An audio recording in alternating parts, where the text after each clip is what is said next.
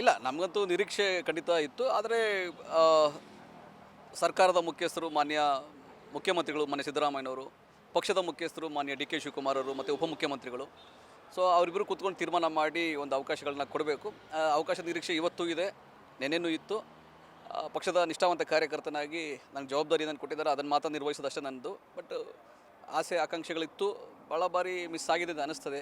ಒಂದು ನಿರಾಸೆ ಅವೆಲ್ಲ ಇದ್ದೇ ಇರ್ತದೆ. ಆದರೆ ಅದೇ ಉತ್ಸಾಹದಲ್ಲಿ ಕೆಲಸ ಮಾಡೋದು ನನ್ನ ಜವಾಬ್ದಾರಿ. ಇವಾಗಲೂ ಕೂಡ ನಿರೀಕ್ಷೆ ಇದೆ. ಮಾನ್ಯ ಮುಖ್ಯಮಂತ್ರಿಗಳು, ಮಾನ್ಯ KPCC ಅಧ್ಯಕ್ಷರು ಒಂದು ನಿರ್ಧಾರ ತೆಗೆದುಕೊಂಡು ಇನ್ನೂ ಅವಕಾಶ ಕೊಡೋ ಅವಕಾಶ ಇದೆ. ಇನ್ನೂ ನಿಗಮ ಮಂಡಳಿಗಳು ಬಾಕಿ ಇದೆ, ಅನೌನ್ಸ್ ಮಾಡೋದು ಬಾಕಿ ಇದೆ. ಸೊ ಆ ನಿಟ್ಟಿನಲ್ಲಿ ಇವತ್ತು ನಿರೀಕ್ಷೆ ಇದೆ, ನಾಳೆ ನಾಡೋದು ಅಥವಾ ಈ ವಾರದಲ್ಲಿ ಆಗಬಹುದು ಅಂತ ಒಂದು ನಿರೀಕ್ಷೆ ಇದೆ. ಇಲ್ಲ, ಭರವಸೆ ಅಂತ ಹೇಳೋಕ್ಕಾಗಲ್ಲ. ನಾವು ನಿರೀಕ್ಷೆ ಇಟ್ಕೊಬೋದು, ಆಸೆ ಇಟ್ಕೊಬೋದು. ಯಾರು ಭರವಸೆ ಆಗಲಿ ವಾಗ್ದಾನ ಆಗಲಿ ಕೊಡೋದಿಲ್ಲ. ಬಟ್ ಎಲ್ಲರೂ ಹೇಳ್ತಾರೆ ನೀನು ಒಂದು ಎಲಿಜಿಬಲ್ ಪರ್ಸನ್ ನೀನು ಅಂತ ಹೇಳ್ತಾರೆ. ಯಾಕಂದರೆ ನಂದು ಇತಿಹಾಸ, ನಾನು ಪಕ್ಷದಲ್ಲಿ 20 ವರ್ಷ 1998 ನಾನು ಪಕ್ಷಕ್ಕೆ ಸೇರಿ NSU, ಯೂತ್ ಕಾಂಗ್ರೆಸ್, ಜಿಲ್ಲಾ ಕಾಂಗ್ರೆಸ್, ರಾಜ್ಯ ಮಟ್ಟದಲ್ಲಿ KPCC ಪದಾಧಿಕಾರಿಯಾಗಿ, ಸೋಷಿಯಲ್ ಮೀಡಿಯಾ ಮುಖ್ಯಸ್ಥನಾಗಿ, ಆಮೇಲೆ ಮೀಡಿಯಾ ಕೋಆರ್ಡಿನೇಟರ್ ಆಗಿ, ಮುಖ್ಯ ವಕ್ತಾರನಾಗಿ ಈ 11 ವರ್ಷಗಳ ಕಾಲ ವಕ್ತಾರನಾಗಿ ಕೆಲಸ ಮಾಡಿದ್ದೀನಿ. ಅತ್ಯಂತ ಈ ವಕ್ತಾರಗಳಲ್ಲಿ ಸಕ್ರಿಯ ಆಗಿರ್ತಕ್ಕಂತಹ ಸೀನಿಯರ್ ಮೋಸ್ಟ್ ವಕ್ತಾರ ನಾನೇ. ಆದರೆ ಅವಕಾಶಗಳಲ್ಲಿ ನಾನೇ ಕೊನೆ, ನನಗೆ ಅವಕಾಶಗಳು ಕೊನೆ ಆಗಿದೆ ಅನಿಸುತ್ತೆ. ಆದರೆ ಒಂದು ಭರವಸೆ ಇದೆ, ಮಾನ್ಯ ಮುಖ್ಯಮಂತ್ರಿಗಳು, ಮಾನ್ಯ ಉಪಮುಖ್ಯಮಂತ್ರಿಗಳು ಒಂದು ಸೂಕ್ತ ಸಮಯದಲ್ಲಿ ನಿರ್ಧಾರ ತಗೊಂಡು ನನಗೊಂದು ಒಳ್ಳೆಯ ಅವಕಾಶವನ್ನು ಮಾಡಿಕೊಡ್ತಾರೆ ಅಂತ ಒಂದು ಭರವಸೆ ಇದೆ.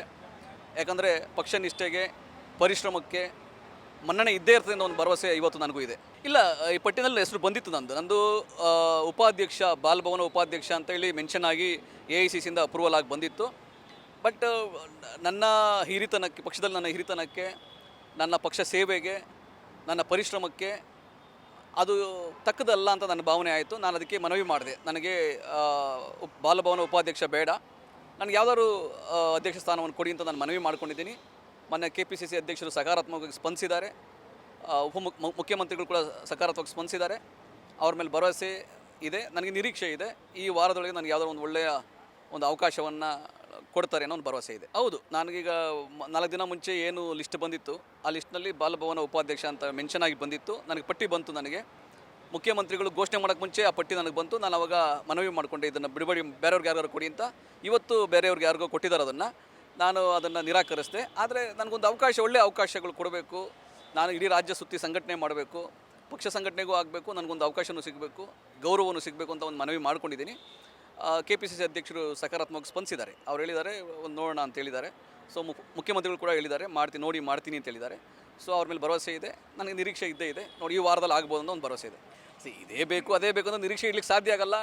ಸೂಕ್ತವಾದದ್ದು ಕೊಡಬೇಕು ಅಂತಿದೆ. ಈಗ ಸೂಕ್ತವಾದದ್ದು ಕೊಡಬೇಕು ಅಂದಾಗ ಮುಖ್ಯಮಂತ್ರಿಗಳು, ಉಪಮುಖ್ಯಮಂತ್ರಿಗಳು ಇಬ್ಬರು ಸೇರಿ ಏನು ತೀರ್ಮಾನ ಮಾಡ್ತಾರೆ, ಯಾವುದು ಸೂಕ್ತ ನಟರಾಜ್ ಗೌಡನಿಗೆ, ಯಾವುದು ಕೊಟ್ಟರೆ ಪಕ್ಷ ಸಂಘಟನೆಗೂ ಅನುಕೂಲ ಆಗುತ್ತೆ, ಆತನಿಗೂ ಒಂದು ರಾಜಕೀಯ ಜೀವನದಲ್ಲಿ ಏಳಿಗೆ ಬರುತ್ತೆ ಅಂತ ಒಂದು ಅವ್ರು ತೀರ್ಮಾನ ಮಾಡ್ತಾರೆ. ಆ ತೀರ್ಮಾನಕ್ಕೆ ನಾವು ಕಾಯಬೇಕಾಗಿದೆ. ಸೊ ಹಂಗಾಗಿ ಇವತ್ತು ಕೂಡ ಕಾಯ್ತಾ ಇದ್ದೀನಿ.